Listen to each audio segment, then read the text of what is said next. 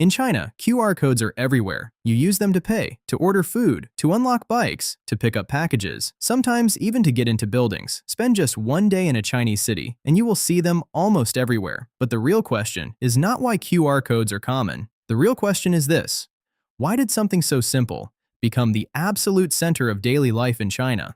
In many countries, QR codes are just useful. In China, they feel built in. In restaurants, you scan to see the menu and place an order. In shops, you scan to pay. On the street, you scan to unlock a bike. At a delivery locker, you scan to get your package. Even adding someone on WeChat often starts with a scan. That is why QR codes in China do not feel like a side feature. They feel like part of the environment. This isn't just about scanning a barcode. In China, QR codes are rarely just for one thing. They are usually the entry point into a bigger digital flow. In some places, a QR code is just a shortcut. In China, one scan can lead to payment, ordering, messaging, delivery updates, customer service, or even identity verification. So you are not just opening a page. You are entering the next step of a system.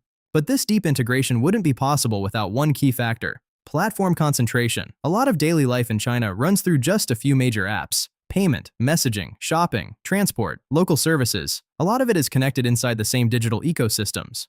For users, that feels incredibly convenient. One account, one habit, one familiar interface. And suddenly, a huge part of everyday life is right there. That is one reason QR codes spread so fast.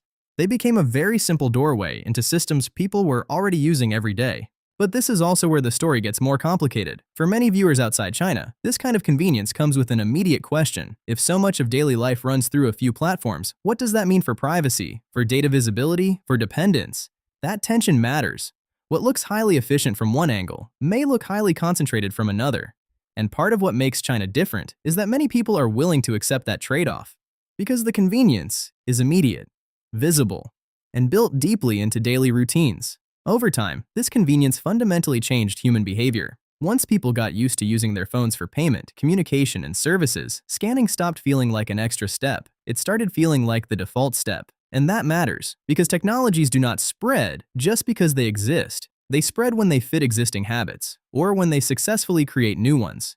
In China, QR codes did both. They matched the rise of mobile-first daily life, and they also trained people to interact with the physical world through scanning. At the heart of all this, there's a surprisingly basic truth. QR codes are incredibly simple. QR codes are not the most advanced technology in the world. That is exactly why they scale so well. They are cheap, flexible, easy to deploy, easy to copy across different settings. A small shop can use them. A chain restaurant can use them. A bike-sharing service can use them. A delivery locker can use them. That is why QR codes in China feel less like a gadget and more like infrastructure. So the real story is not the QR code itself. The real story is how China turns simple tools into large-scale daily systems. That is why a small square can end up shaping how people pay, move, order, and connect. What do you think? Would you trade a bit of data visibility for this level of extreme convenience? Let me know in the comments.